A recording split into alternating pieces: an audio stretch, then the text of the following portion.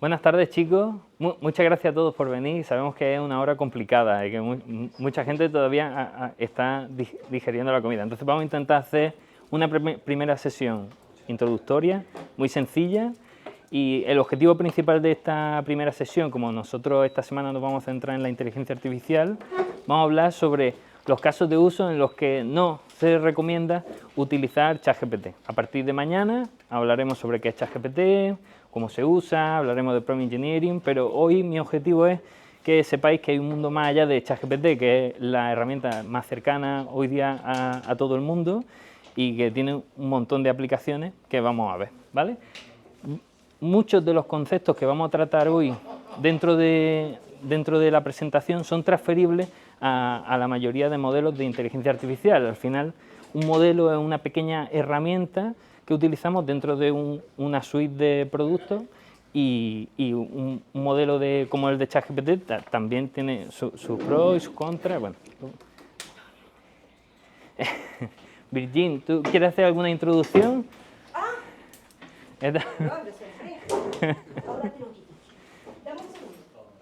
Bueno,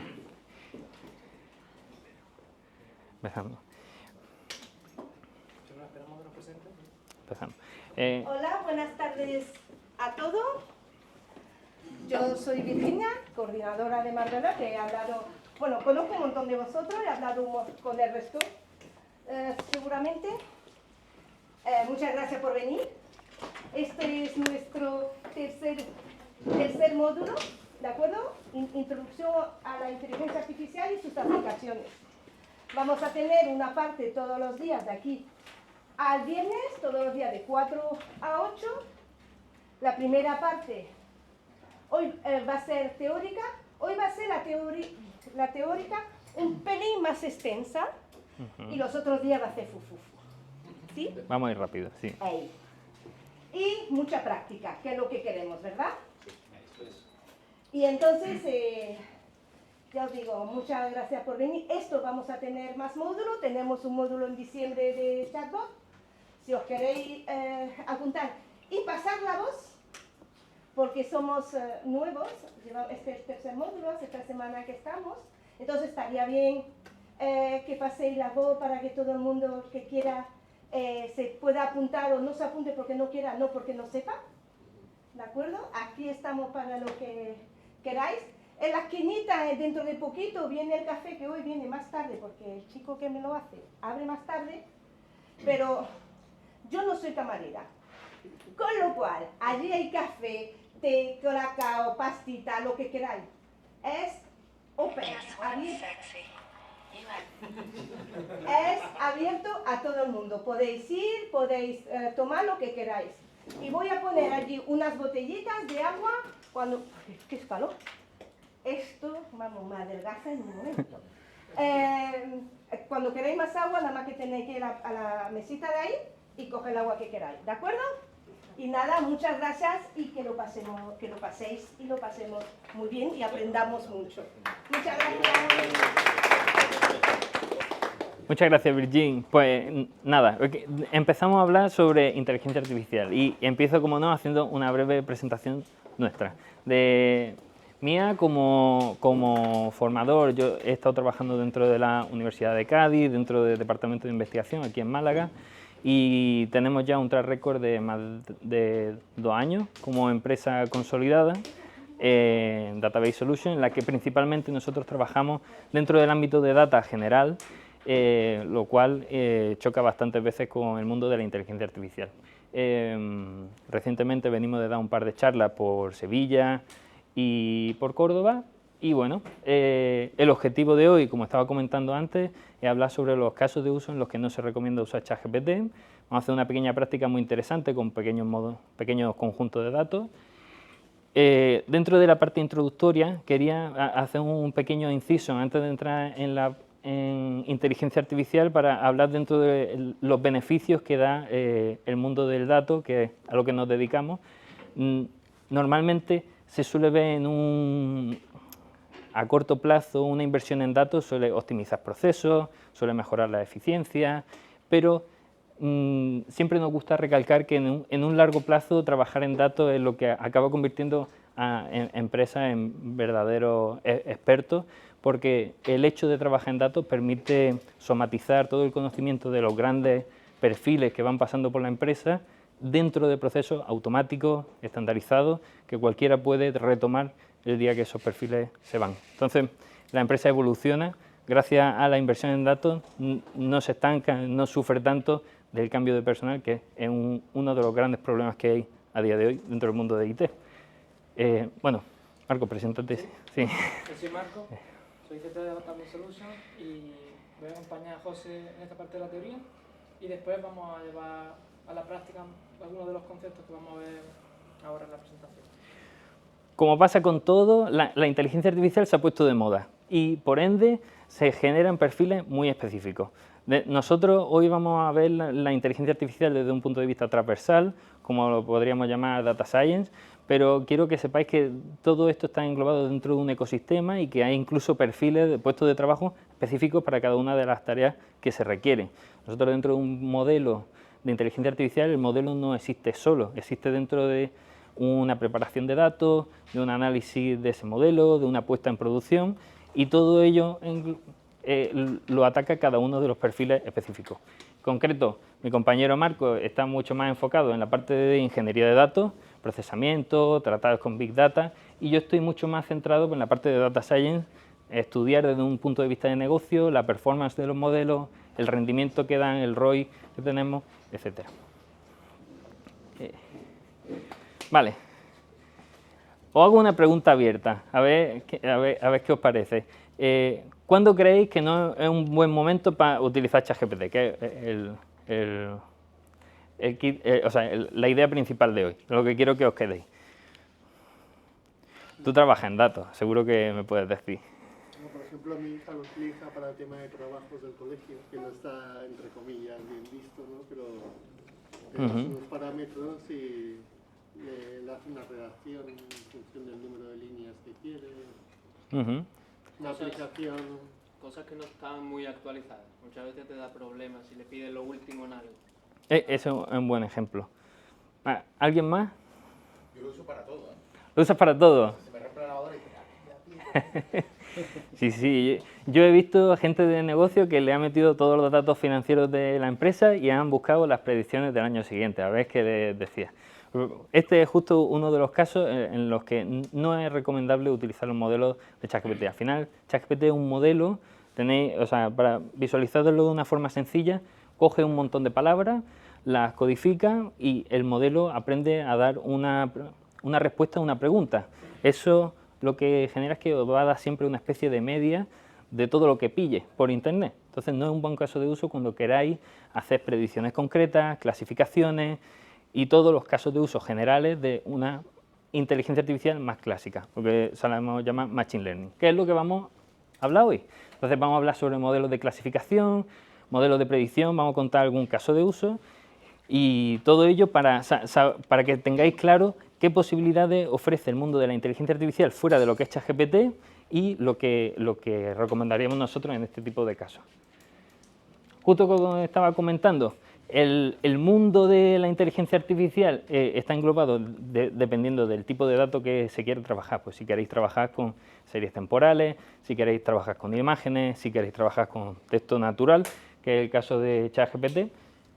Esos son diferentes tipos de datos que se codifican para poder trabajarse con un modelo de igual forma, pero el mundo de la inteligencia artificial está englobado dentro del Machine Learning, y dentro del Machine Learning está el Deep Learning. Todo esto son capas de complejidad extra que vamos añadiendo. O sea, la inteligencia artificial engloba todo, el Machine Learning son los modelos de inteligencia artificial más básicos y el Deep Learning está basado en modelos mucho más complejos, con redes neuronales, etc. ¿Vale? Vale. Marco, tú cualquier cosa me dices, sí. ¿Vale? Entonces, estamos hablando de cuándo no recomendamos utilizar ChatGPT.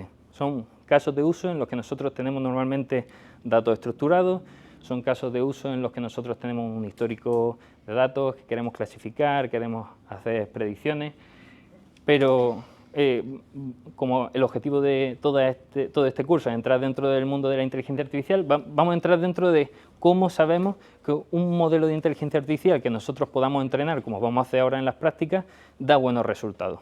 Entonces, ¿cómo lo haríais vosotros? El modelo de inteligencia artificial es lo que comentábamos antes, es una especie de función que tiene unos datos de entrada, tiene unos datos de salida, como por ejemplo una predicción de ventas o una predicción de demanda.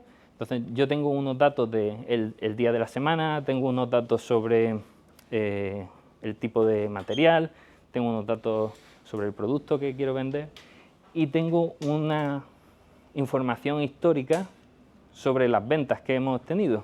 ¿Cómo sabemos que el modelo está dando buenos resultados o malos? Pues para esto se hace una división del conjunto de datos. O sea, nosotros todos los datos que tenemos históricos los vamos a partir en un porcentaje, normalmente un 80-20, un 70-30, que nos permitirá con el 80% de los datos entrenar un modelo. Ese modelo nos va a dar unos resultados y compararemos el resultado que dé este modelo con los resultados de los datos que nunca ha visto, porque al final eso es predecir, que sea capaz de unos resultados que nunca ha visto, como los que vamos a encontrarnos mañana, si queremos hacer una predicción de demanda, que el modelo sea capaz de dar unos buenos resultados y con ese conjunto de datos que separamos al principio, somos capaces de testear para estudiar si está funcionando bien o mal. Cualquier pregunta me paráis, ¿vale? Marco, algo que... Comentar que eso mismo que hemos comentado José, lo vamos a ver ahora después en la práctica. Tenemos un conjunto de datos con un caso de uso muy parecido. Vamos a hacer esa división en una herramienta online que tenemos y vamos a comparar distintos modelos a ver cuál es el que da mejor rendimiento. Eso lo veremos después. Sí. Entonces, esta comparación entre los datos de pasado y los datos de futuro no la podemos hacer de una forma directa. Necesitamos una serie de métricas que nos permitan saber cómo está haciendo la predicción el modelo con los datos pasados, cómo lo está haciendo con los datos que nunca ha visto, y la comparación entre estas métricas es la que nos permite estudiar el modelo en profundidad y saber si está dando buenos o malos resultados. Estas son algunas de las métricas con las que solemos trabajar, muy habituales, pero igual, dependiendo del caso de uso, se pueden usar una o se puede usar otra. Marco, si quieres, ve comentando las métricas. Sí, aquí tenemos 4 de las métricas más conocidas. Al final no se trata de centrarse en una, porque bueno, cada uno nos da una indicación distinta. Entonces la idea es cuando tengamos un modelo que nos dé, si uno vamos a usar el accuracy, poder tener las 4 métricas para poder sacar al final una estimación de cómo de bueno es el modelo. Entonces no quedarse con una, sino son complementarias, se pueden usar en conjunto para evaluar la bondad del modelo. Normalmente todas estas métricas vienen definidas por una matriz en la que nosotros sabemos el resultado de los datos, o sea, entendemos, vuelvo al ejemplo que teníamos antes de predicción de demanda, nosotros sabemos los resultados que tenemos que tener y tenemos los resultados que da el modelo. Entonces la comparación entre estos dos resultados es lo que nos indica si un modelo está, si tenemos un true positive, como en este caso, un true negative. Un true positive es simplemente un caso en el que yo sé que un resultado es X, por ejemplo, un resultado de una clasificación tiene que dar algún ejemplo que hayamos hecho recientemente. Por ejemplo, una recomendación de un inversor. Pues yo sé que el resultado correcto tiene que ser un inversor para una empresa. Entonces, un true positive asociará que, o sea, tiene que darse el caso en el que el modelo responda que ese inversor es la persona indicada para esa empresa y además el modelo también lo diga. O sea, que los datos que tenemos históricos coinciden con los datos que nos devuelve el modelo. Un true negative es lo mismo pero del revés. Es un dato que sabemos que no es correcto y que el modelo es capaz de identificarlo correctamente. Y después tenemos los falsos positivos y falsos negativos, que es una mezcla de cada uno de ellos. Cada una de estas métricas agregadas nos permite generar el accuracy, la precisión, que la precisión, por ejemplo, es de los casos que realmente son ciertos, cuánto realmente estoy acertando. Pues si el modelo me dice que sí, yo sé que el 80% de las veces que me dice que sí, la precisión va a acertar. O lo mismo para el recall, que es la sensibilidad. este tipo de métricas tienen aplicaciones muy concretas. Por ejemplo, el recall se utiliza mucho dentro del mundo de farmacología. Nosotros lo hemos utilizado mucho porque son modelos que necesitan tener muy pocos falsos negativos y pecamos un poco más de tener una baja precisión. El objetivo es que no haya ningún caso que sea realmente positivo que no esté diciendo el modelo que lo es, ¿vale? Bueno, uy. ¿Hasta aquí qué os parece, chicos? ¿Cómo vais? Bueno, es una parte introductoria. O sea, lo que hemos visto hasta ahora es simplemente que cuando no se usa un modelo de inteligencia artificial, sabemos que son casos de predicciones, son casos con datos estructurados, clasificaciones y un poco cómo se hace el entrenamiento dentro de estos casos de uso, que después en la práctica lo vamos a revisar más en detalle. Todos estos conceptos son mucho más sencillos en la práctica que en la teoría. Cuando entrenéis un modelo directamente os va a decir la métrica que estáis teniendo y vamos a analizarlo de un punto de vista de alto nivel. Pero que un modelo que es en concreto, o sea, que no es un chat GPT, hay diferentes... Hay un montón de modelos, eso es justo lo que vamos a comentar ahora. Hay modelos, por ejemplo, nosotros tenemos modelos de regresión lineal que sirve para ajustar tendencias. El modelo de ChatGPT se llama así, pero un modelo de lenguaje. Estos son modelos de regresión lineales, pero es una función matemática que tiene se optimiza en base a una de las métricas que definimos antes. Entonces tú haces una búsqueda y bueno, el modelo como tal, o sea, el ChatGPT que vamos a utilizar en todos estos casos, tienen estos nombres. Uno es regresión lineal, otros son árboles de decisión, otro es clusterización o bosque aleatorio. Son esos nombres. Después en la práctica vamos a probar con la de regresión lineal y con la de random forest para que podáis ver realmente cómo se usa. Vamos a hacer una prueba, vamos a generar esos modelos y vamos a ver cómo funciona y cómo hacen la predicción en distintos casos. Vale, entonces tenemos el modelo, o sea, ya sabemos que estos son los modelos, ahora los vamos a comentar en detalle. Que están puestos los hiperparámetros que se pueden poner, ahora los comentamos, cómo se pueden ajustar, pero tenemos el modelo, tenemos las métricas, que son las que hemos comentado antes, y tenemos cómo sabemos si un modelo está dando buenos o malos resultados, en base a la accuracy o la precisión o el recall, la métrica que deseéis utilizar. Ahora podéis coger un conjunto de datos que idealmente estará muy procesado, muy limpio, lo podréis meter dentro de cualquiera de estos modelos con la herramienta que os vamos a enseñar ahora en la práctica y os va a dar un resultado. O sea, ya la herramienta os va a partir los datos, os va a dar un resultado de esas predicciones y vosotros podéis saber si es bueno, si es malo o bueno. Vosotros si creéis que un modelo da un 70% de acierto, o sea que acierta el 70% de las veces, ¿creéis que será bueno o será malo?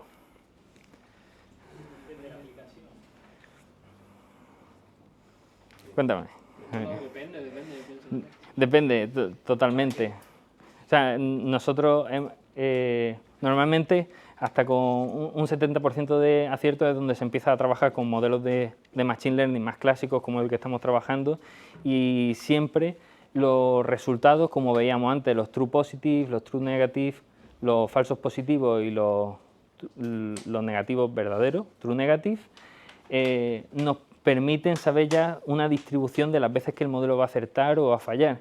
Y esto alineado con los intereses que tenga el negocio, pues, o los márgenes que se pueda permitir, pues, por ejemplo, una detección de fraude, un caso muy habitual, muy complicado también, en el que tenemos datos súper desbalanceados porque tenemos muchísimos clientes, pero solo un pequeño porcentaje son fraude. Entonces, si tienes un modelo que acierte todas las veces, pero te genere muchos falsos positivos, genera una carga dentro del call center brutal, porque van a tener que estar llamando a todo el mundo que parezca que es sospechoso, o todo lo contrario.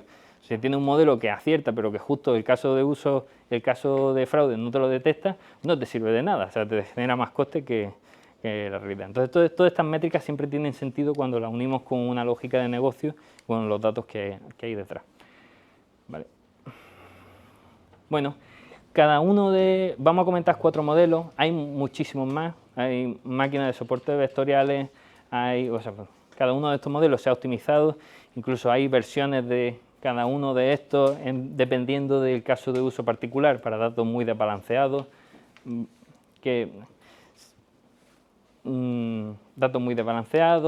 por ejemplo, este modelo lo vamos a comentar como un ejemplo de caso de uso no supervisado, que es justo lo que comentábamos antes, cuando nosotros no sabemos el resultado de lo que queremos, por ejemplo, para una segmentación de clientes. Queremos agrupar los clientes, pero no tenemos claro en base a, cuántos grupos queremos hacer, o no tenemos claro cuáles son nuestros buyer personas de nuestro negocio, pues haremos una agrupación no supervisada para que el modelo directamente me diga cuáles son los grupos de clientes que yo tengo. Los árboles de decisión son muy interesantes desde un punto de vista de negocio, principalmente porque son modelos que se le llama de caja blanca, o sea, que nos permiten a nosotros saber qué variable está utilizando el modelo para hacer la predicción. Por ejemplo, si yo le meto un modelo de predicción de fraude, pues te va a decir que la variable que mayor importancia tiene para la predicción de fraude es la primera o el número de teléfono o cualquiera de estas, precisamente por eso, porque es un modelo de caja blanca. El Random Forest tiene las mismas aplicaciones que el árbol de decisión, pero para conjuntos de datos mucho más complejos. O sea, si un árbol de decisión es un modelo en el que se van generando árboles en función de los datos que tenemos y de la importancia de variables, pues un bosque es lo mismo, son muchos árboles todos juntos, entonces lo ensamblan y nos permiten sacar la importancia de variables para casos de uso en los que es mucho más complejo extraer toda la información que tenemos. Ahora después vamos a comentar un caso de uso en el que nosotros hemos usado en la empresa árboles de decisión para la predicción de demanda en contra de lo que puede resultar intuitivo como usar regresión lineal. Ahora vamos a entrar dentro de cada uno de los modelos y nos decimos. ¿Alguna duda hasta aquí? ¿Nada, chicos? Ok. Vale.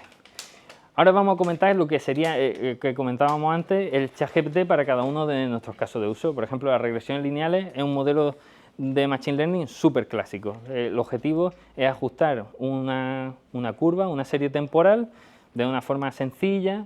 Tiene algunas limitaciones, por ejemplo, nosotros con regresiones lineales necesitamos una continuidad dentro de los datos. Se suele utilizar para la predicción de ventas a nivel general o stock en base al tiempo, predicción de precios, análisis de tendencia. A día de hoy nosotros nunca hemos llegado a utilizarlo dentro de un caso de uso real, porque normalmente las empresas con las que hemos trabajado, que han sido empresas tipo Punto Roma, en los que hemos planteado algunos proyectos de predicción de productos, predicción de venta de productos, en estos casos se suele necesitar una agregación a nivel de día. O sea, yo necesito saber cuánto producto voy a vender por día y por producto y en contra de lo que pueda parecer natural, o sea, la predicción de ventas que pueda tener una empresa como Punto Roma para un producto en cada día no tiene una figura bonita, no es una curva que se va moviendo, sino que son pequeños puntos en los que se van haciendo ventas a lo largo de los días, y esos casos de uso son mejores atojarlos con un modelo de Random Forest o un modelo incluso estadístico directamente.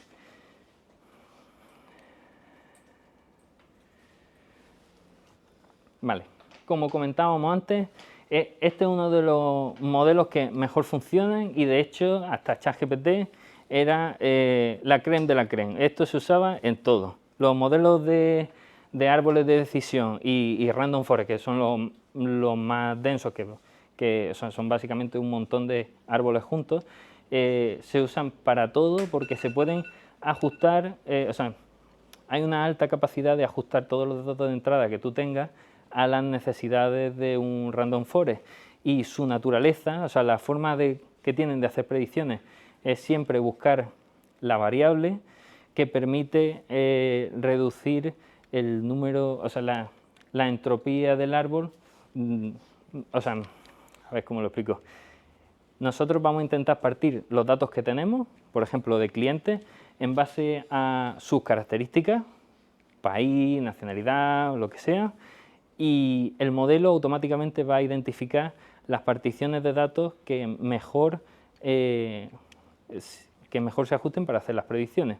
¿Esto en qué se traduce? Pues que el orden en el que se hacen las particiones es en sí mismo el orden de importancia que tienen las variables, porque es lo que nos permite ir diferenciando los conjuntos de datos, y además de tener visibilidad sobre la importancia de variables, esta naturaleza de partir el conjunto de datos en vez de intentar optimizar todo el conjunto de datos directamente, nos permite trabajar muy bien con datos desbalanceados. Esto es una característica que puede parecer poco importante, pero la realidad es que la mayoría de conjuntos de datos con los que solemos trabajar son desbalanceados, y pues, un ejemplo muy habitual es, por ejemplo, nosotros estuvimos ahora haciendo una predicción de alerta para una empresa industrial de maquinaria que tienen puesta en los clientes, y tenía un gran conjunto de datos, estamos hablando de 3-4 millones de registros, y había un desbalanceo precisamente hacia este conjunto de datos. ¿Por qué? Porque la alarma dentro de la maquinaria industrial ocurre esporádicamente. Nosotros podemos tener una alarma cada 6 meses y la realidad es que el resto de días no ha habido alarma. Entonces, cuando preparamos un conjunto de datos para saber si hay o no hay alarma, también tenemos que rellenar estos datos estos días en los que no hemos tenido alarma. Bueno, igual que comentábamos antes del árbol de decisión, pasamos a los random forest. Nosotros, nuestra formación es como data scientist, pero enfocado en pharma. Entonces, pues este tipo de modelos son muy interesantes por eso, la visibilidad que te dan, y sobre todo porque mejoran mucho los resultados que daba el modelo anterior de árboles de decisión. Tan simple como eso. Vale. Hasta aquí modelos supervisados. Nosotros hemos estado explicando un modelo en el que nosotros sabíamos qué resultado íbamos a tener y intentamos que el modelo nos dijese ese resultado, ¿vale? Esto se llama modelos supervisados. O sea, nosotros tenemos un resultado histórico, intentamos que el modelo sea capaz de predecir en base a los datos de pasado. Este tipo de modelos, por ejemplo, se llaman no supervisados. ¿Qué quiere decir? Que no hay ninguna variable que intentemos ajustar. O sea, dentro de los modelos de inteligencia artificial están los supervisados y no supervisados. ChatGPT es uno supervisado, aunque no lo parezca. Y bueno, ¿para qué sirve este tipo de modelos? Como comentábamos antes, estos modelos son súper habituales dentro del mundo del marketing y casi en cualquier tipo de tienda o se suelen hacer segmentaciones usando agrupaciones como esta. El modelo es capaz de identificar dentro de un conjunto de datos, por ejemplo de clientes, cuántos son los grupos ideales, son los grupos que entre sí son más cercanos y son más distantes respecto a los demás, que sé que suena un poco lioso, pero es las métricas que se utilizan ahí, que se llama el índice de Silhouette. Te permite saber el número ideal de grupos que tú tienes que generar dentro de un modelo, y además de ese grupo puedes extraer las características. Entonces tú directamente, pues, de un grupo de clientes te lo agrupas, puedes extraer los valles personas, que es la segmentación de mercado, o incluso lo de agrupación. Nosotros también lo hemos utilizado por agrupación de imágenes, en los que tienes, por ejemplo, muchas etiquetas de imágenes y no tienen muy claro las temáticas. Todo esto, sí. Todos estos casos de uso en los que, bueno, no hay una respuesta predeterminada. Necesitas agrupar por temática, necesitas agrupar por tipo de cliente. Es un muy buen caso de uso.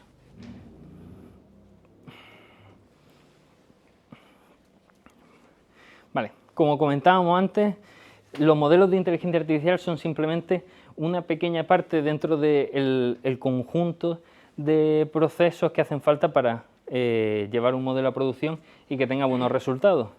Normalmente nosotros empezaríamos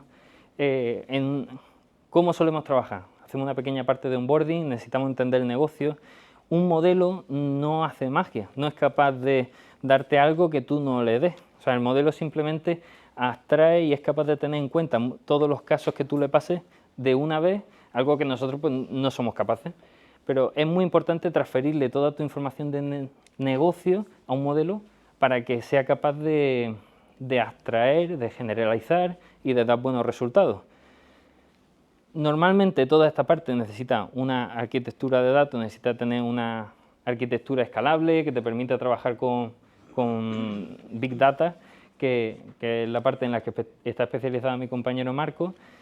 Después entraremos en una parte de modelización, que es justo los modelos que estábamos viendo. Nosotros vamos a coger, en función de nuestro caso de uso, el modelo que mejor se adapte, pues si queremos hacer un ajuste de una regresión lineal, o queremos dividir clientes, o queremos hacer una agrupación de nuestro tipo de clientes.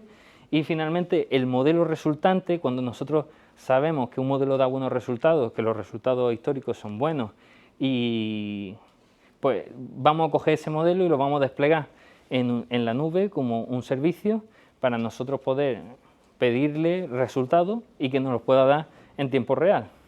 Y todo este es un proceso iterativo.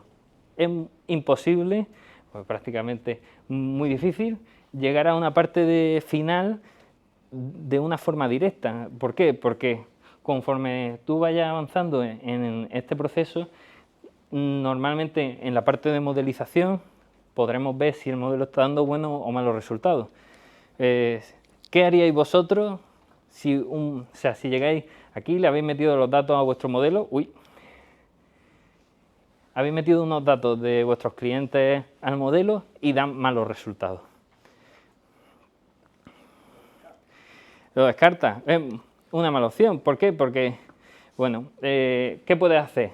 Las dos vías es o trabajar el modelo, ajuste de hiperparámetros, o cambia el modelo, o tienes que volver a la parte anterior a recoger más información de tu negocio que permita al modelo generalizar mejor.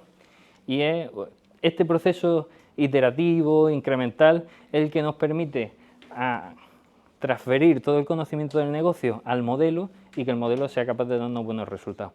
O sea que ser consciente, bueno, y hoy lo vamos a ver en las prácticas, que es muy difícil llegar a una parte final de forma directa, que hay mucho trabajo de ingeniería de datos porque hay que transferir toda la información de negocio y la modelización, que no siempre el modelo que parece ideal es el mejor. Como comentábamos antes, para una predicción de...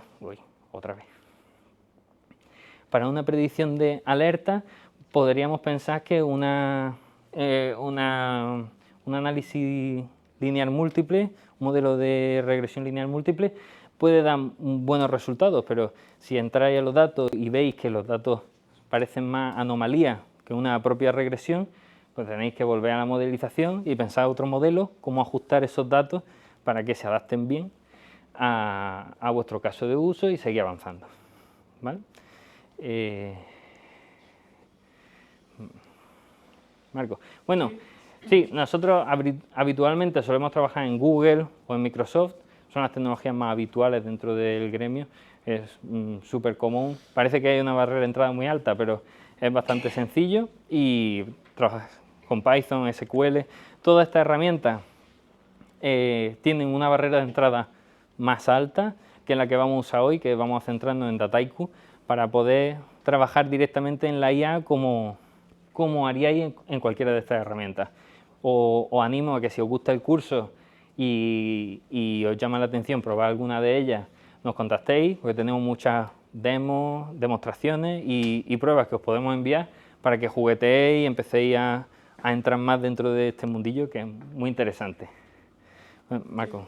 Por comentar un poco por encima las tecnologías que solemos usar, habitualmente todo esto que ha comentado José, al final se implementa con un lenguaje de programación que es Python, ¿vale? Hay muchas librerías y hay mucho desarrollo hecho sobre Python, con todo el tema de la IA, del machine learning y demás. Entonces, nosotros habitualmente hacemos una pipeline de datos que se llama, que es un flujo, ¿no? Los datos entran por un lado, se hace un procesamiento de datos, se guardan en una base de datos y después pues se usan para el modelaje y demás. Entonces, la mayoría del código se hace en Python y eso después se lleva a un sitio en el que se tiene que ejecutar, a la nube, que nosotros pues, actualmente usamos eso, GCP o... ¿se ha quitado? Sí, pues, Ah, vale. Bueno, GCP o Azure, desplegamos ahí nuestro código y se ejecuta pues, periódicamente para hacer las actualizaciones de datos, para refrescar paneles que muestran la salida de todo el procesamiento que se ha hecho. Y un poco pues para conseguir este flujo de datos que ha comentado José. Entonces, nosotros después vamos a una herramienta, que es DataIQ, que lo que hace es simplificar un poco toda la parte de despliegue, de infraestructura y demás, para que nos centremos en diseñar un algoritmo, en hacer una prueba sobre un conjunto de datos, y para después hacer unas pequeñas gráficas que muestran un poco pues, el resultado de ese modelo, ¿vale? Es la herramienta que vamos a usar después. Y después R por ahí está también un lenguaje de programación similar al de Python, se usa más en investigación, toda la parte de Pharma que ha comentado José, es un lenguaje también muy común en todo el mundo de datos. Sí, además cualquier persona puede publicar un paquete en R de cualquier cosa. Nosotros cuando trabajamos dentro del departamento de investigación, pues podría estar usando un paquete que acaba de subir cualquier persona en el mundo y es bastante particular porque cada uno tiene su forma de escribir código y de usarlo, así que... Bueno. Ok, antes de pasar a la siguiente slide, lo principal de hoy es intentar transmitir los conceptos básicos. ¿Qué es un modelo? Un modelo pueden ser un montón de modelos, como estamos viendo, pueden ser random forest, puede ser ChatGPT, puede ser una regresión lineal múltiple. Tenemos que hacer mucha ingeniería de datos para transmitir, pues si nosotros los KPI de nuestro negocio, los datos de rentabilidad, para que el modelo sea capaz de entender esta información y poder utilizarla para escalar. Cada uno de los modelos tiene mecanismos por los cuales podemos ajustarlo a nuestro caso de uso, pero normalmente va a requerir ese ajuste de cierta adaptación por vuestra parte. Entonces, dentro de este tipo de ajustes que podemos tener, lo estamos viendo antes en los random forest, nosotros podemos decidir cuántos árboles queremos o la profundidad que queremos que tenga el árbol para hacer una predicción. Si nosotros hacemos una profundidad infinita y ponemos todo el número de árboles que queramos, al final el modelo, o sea, aquí está uno de los conceptos clave, que es generalizar. O sea, el modelo tiene que ser capaz de predecir a futuro, no de predecir de forma perfecta el pasado, pues no nos interesa los resultados del pasado, sino poder entender las tendencias que vamos a tener a futuro. ¿Cómo se hace esto? Generalizando. ¿Esto qué quiere decir? Pues nosotros en una regresión lineal simple, si le ponemos pocos datos a un modelo y no lo ajustamos bien, no va a ser capaz de darte buenas predicciones. Esto es un ejemplo muy simple. Yo le paso pocos datos a un modelo, no da buenos resultados, pues el modelo, como decíamos antes, no hace magia, sino que simplemente pues, te va a dar malos resultados porque le has pasado malos datos, le has pasado pocos datos, no está bien ajustado. Y podemos tener el caso totalmente contrario. Un caso en el que nosotros forcemos al modelo para que acierte de forma perfecta todos los datos a pasado. Seguro que si esto fuese vuestra predicción de venta, no querríais que este modelo siguiese haciendo una tendencia como esta, sino que intentaríais que se ajustase a la línea de tendencia general. Esto es un concepto muy sencillo que suele ser muy difícil de entender cuando entramos dentro de la parte práctica. El modelo se puede ajustar y nosotros vamos a ir teniendo mejores resultados conforme más lo ajustemos, pero si nos pasamos, podemos, o sea, esto ¿cómo identificaremos si un modelo está en overfitting o en underfitting? ¿Qué diríais vosotros que podemos hacer? El del fondo. Usar un set de datos más grande para el entrenamiento. Por ejemplo, si queremos identificar si está en underfitting o overfitting, ya lo habíamos comentado antes, nosotros cuando entrenamos un modelo nunca lo vamos a entrenar con todos los datos que tenemos y por eso es esto importante. ¿Por qué dejamos unos datos al lado para que el modelo nunca los vea, para poder hacer nosotros las predicciones. O sea, aunque nosotros ajustemos al máximo un modelo con los datos de entrenamiento, con los datos que el modelo nunca ha visto, vamos a poder pasarle los resultados y sobre ese conjunto de datos es sobre el que vamos a decidir si el modelo funciona bien o mal. Es capaz de generalizar. ¿Vale?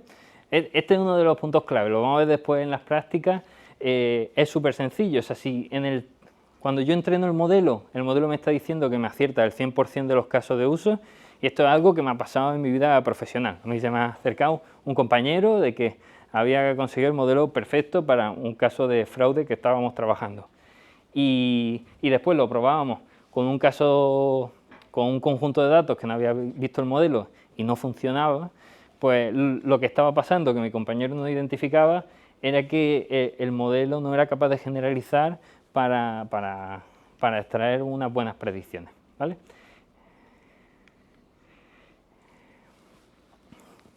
Bueno,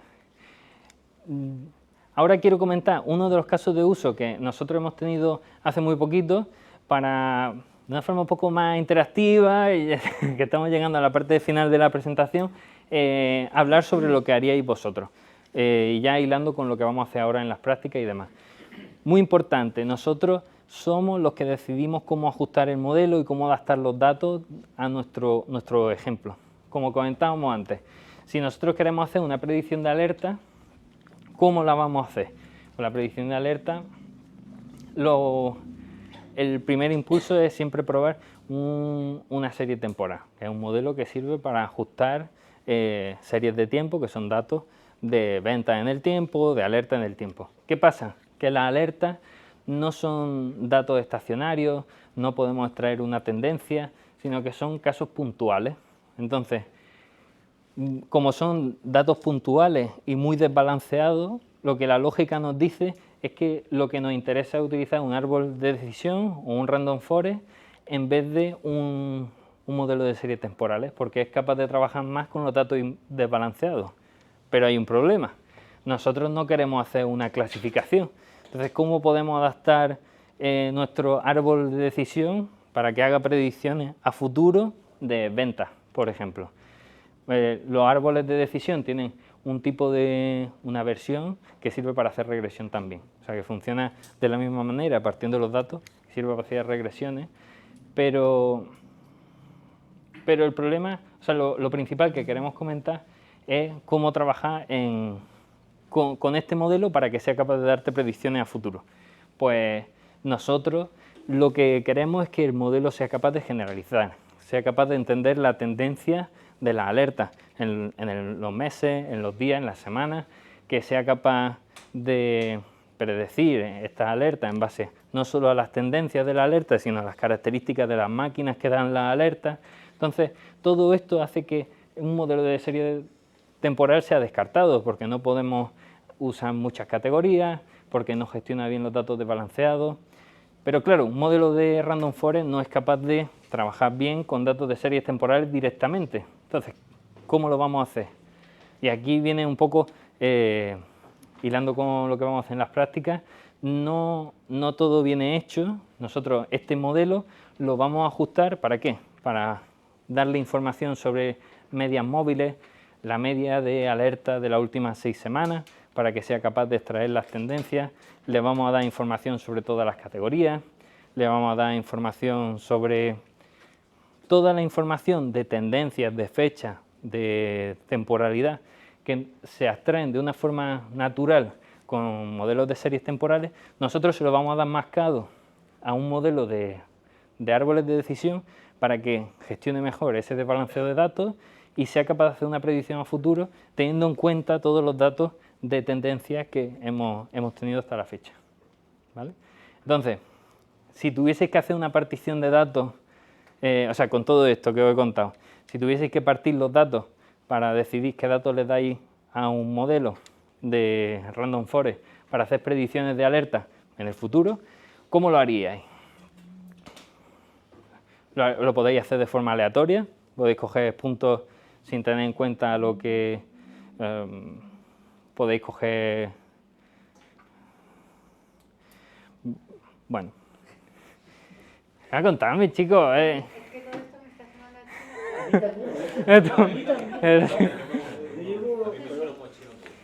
¿Esto para qué se utiliza todo esto? O sea, ¿dónde se utiliza? O sea...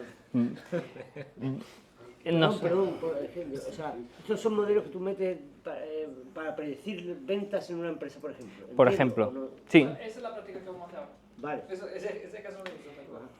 Predicción de ventas. Claro, ¿y qué modelo? ¿Qué es un modelo? Es que el modelo ya, claro, me has dicho antes más o menos como... No, sí, pero... Pero ¿eso dónde se mete? ¿Sabes cómo...? Eso, pues, por ejemplo, en las prácticas, el modelo es uno de los módulos que tú puedes seleccionar.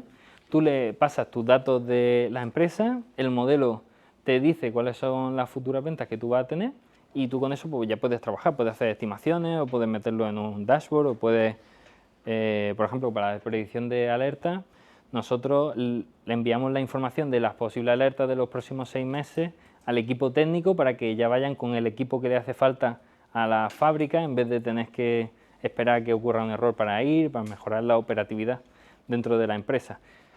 Entiendo la duda, yo intento acercarme, vosotros preguntadme que no pasa nada. O sea, esto, ¿cuándo vais a utilizar vosotros esto? Esto lo podéis usar como un servicio, normalmente es un proceso que requiere de mucho ajuste, que requiere de mucha iteración y no es sencillo de adaptar de una forma directa a vuestra empresa, no es como ChatGPT al que le vais a hacer un servicio, o sea, le vais a hacer una consulta y os va a devolver un texto con la respuesta. Pero tiene otras ventajas, que es que nosotros con este tipo de modelos vamos a ser capaces de hacer predicciones de ventas, de clasificar si vamos... Bueno, ya hemos comentado algunos ejemplos antes, ejemplos de clasificación en los que vosotros tengáis que decidir qué es, en base a vuestro know-how, un cliente o un producto, ejemplos de predicción de ventas, de alertas, de demandas, de agrupaciones de clientes sin tener muy claro qué es lo que necesitáis. ¿Más casos de uso? ¿Alguno? Bueno, no. El de hotel, si tenéis los datos de registro, bueno, de reservas de hotel, se puede crear un modelo para predecir si un cliente va a cancelar o no la reserva de hotel, ¿vale? Entonces, tenemos los datos históricos y se los pasamos a un modelo y tiene el si ha cancelado o no la reserva antes de tener la estancia.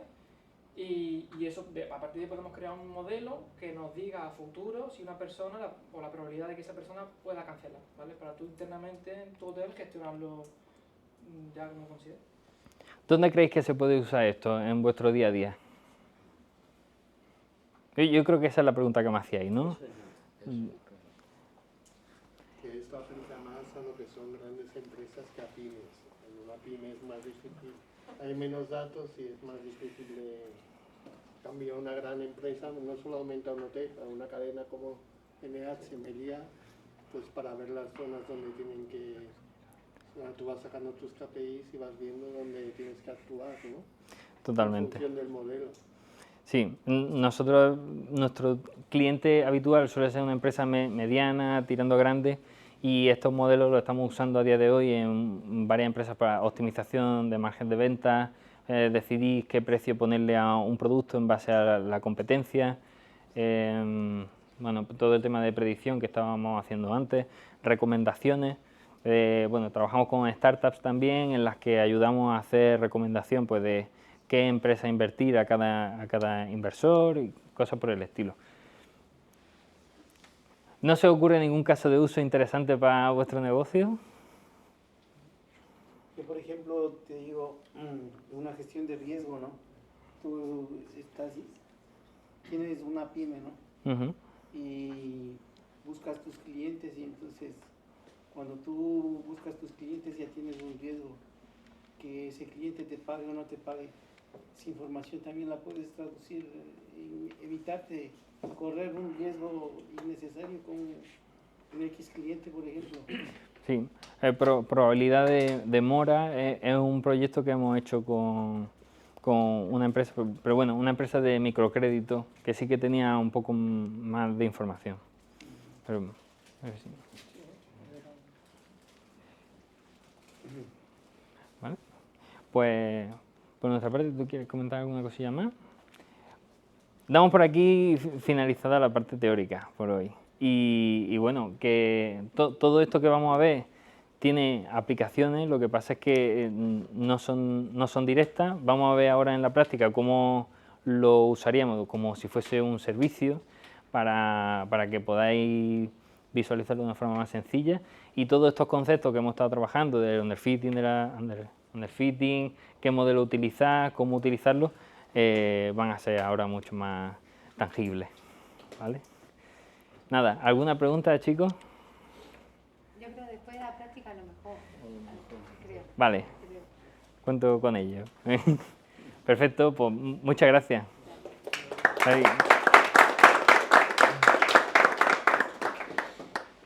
Vamos para abajo. No. Un cafelito, ¿no? O algo.